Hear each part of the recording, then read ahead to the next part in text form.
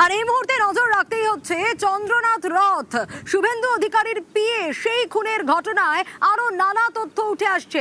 একে একে যদি সেদিকে আমরা নজর রাখার চেষ্টা করি তাহলে ইউপিআই লিংক, সেই ইউপিআই লিংকের সূত্র ধরেই আততায়ীদের খোঁজে সেট। হ্যাঁ, কিভাবে ফাস্ট্যাগ পেমেন্ট, সেই সূত্র ধরেই দুষ্কৃতীদের গাড়ির গতিবিধির হদিশ। এক্স্যাক্টলি কি জানা যাচ্ছে আরো বিস্তারিত জানার চেষ্টা করি অমিতের কাছ থেকে। অমিত, কিভাবে এই সূত্র ধরে এগোনো গেল?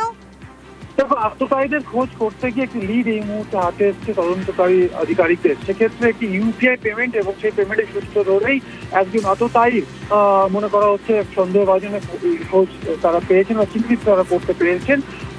এবং হ্যাশট্যাগ পেমেন্টের ক্ষেত্রে সেই ইউপিআই পেমেন্ট হয়েছিল বা অনলাইন ট্রানজাকশন হয়েছিল, সেই তারই সূত্র ধরে একজন আততায়ীর খোঁজ ইতিমধ্যে তারা চিহ্নিত তারা করতে পারছেন। এবং সব মিলে যেটা বলা হচ্ছে পুলিশের তরফে যে চন্দ্রনাথ খুনে যে 4 টাকাটি ব্যবহার করা হয়েছিল, অর্থাৎ অমিত, টোল প্লাজায় ইউপিআই এর মাধ্যমে ফাস্ট্যাগ পেমেন্ট এবং যার অ্যাকাউন্ট থেকে পেমেন্ট সেই ব্যক্তিকে সিট চিহ্নিত করতে পেরেছে।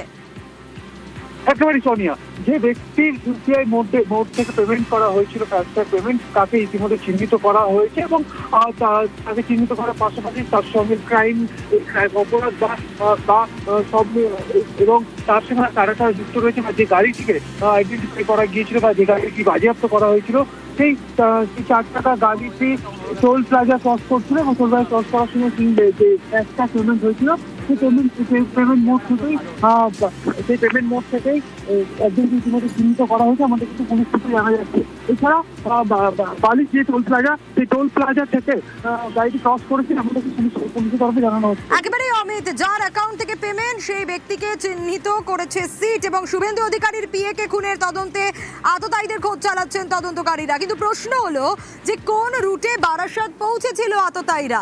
তদন্তকারীদের প্রাথমিক অনুমান কি বালি টোল প্লাজা হয়ে নিবেদিতা সেতু দিয়ে বেলঘরিয়া এক্সপ্রেস হয়ে এয়ারপোর্ট 3 নম্বর গেট এবং সেখান থেকেই বারাসাতে গাড়িতে করে আততায়ীরা পৌঁছয়।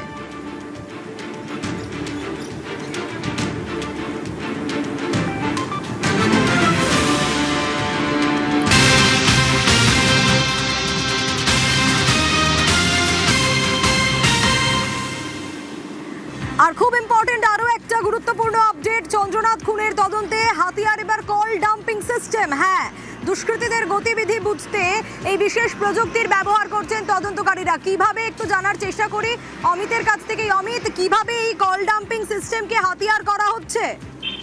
দেখো, ক্যামেরার ফুটেজ যেমন ফুটপ্রিন্ট হিসেবে বা ডিজিটাল এভিডেন্স হিসেবে তারা কাজে লাগাচ্ছিল, এবার আততায়ীদের গতিবিধি, অর্থাৎ এই সমস্ত আততায়ী খুনের ঘটনার আগে বা পরে তারা কোথায় গেলেন, তাদের গতিবিধি কি, সেক্ষেত্রে তারা কোন মোবাইল ব্যবহার করেছে, সেই মোবাইলের টাওয়ারের সূত্র টাওয়ার লোকেশন পাওয়া যায়, তারা টাওয়ার ডাম্পিং এর সাহায্য নিচ্ছে এমনটা কিন্তু সূত্রের দাবি।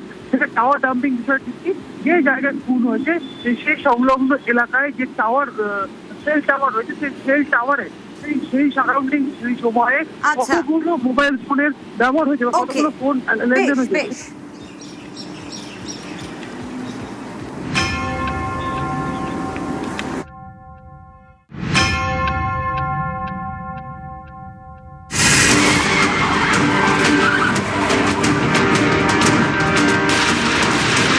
মধ্যমগ্রামের দোহারিয়া বুধবার রাতে এখানে শুভেন্দু অধিকারীর পিএ চন্দ্রনাথ রথকে গুলি করে খুন করা হয়। 1 মিনিটের অপারেশন, খুন করে বাইকে চম্পট দেয় দুষ্কৃতীরা। বাজেয়াপ্ত একটি 4 চাকার গাড়ি আর 2টি বাইক।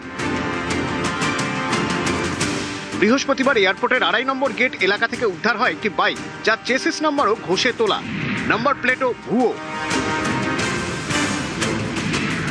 শুক্রবার বারাসাত 11 নম্বর রেলগেট থেকে উদ্ধার হয় আরেকটি বাইক।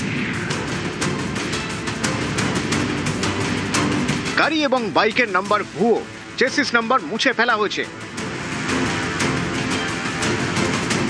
আততায়ীরা হেলমেট পরেছিল, ফলে মিলছে না কোনো সূত্র। তাই এবার হাতিয়ার কল ডাম্পিং।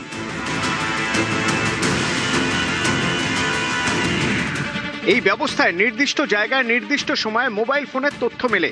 মধ্যমগ্রামের দোহারিয়ায় হামলার সময় কতগুলি মোবাইল ফোন সক্রিয় ছিল, খুনের আগে ও পরে একটি নির্দিষ্ট মোবাইল টাওয়ারে কতগুলি মোবাইল ফোনে কথোপকথন হয়েছে, কোনো নির্দিষ্ট নম্বরের মোবাইল ফোনের কোনো মুভমেন্ট হয়েছে কিনা, আততায়ীরা পালানোর জন্য যে বাইক ব্যবহার করেছে তা 2 বিপরীত রাস্তায় পাওয়া গিয়েছে। সেই জায়গায় এখন কোনো মোবাইল ফোনের অস্তিত্ব মিলতে পারে, যা ঘটনাস্থলেও ছিল। কল ডাম্পিং থেকে এখন নির্দিষ্ট মোবাইল ফোনের নম্বর খুঁজতে বিশেষ অ্যালগোরিদম ব্যবহার হয়। প্রত্যেক সার্ভিস প্রোভাইডারের আলাদা আলাদা টাওয়ার থেকে এই তথ্য সংগ্রহ করা হয়।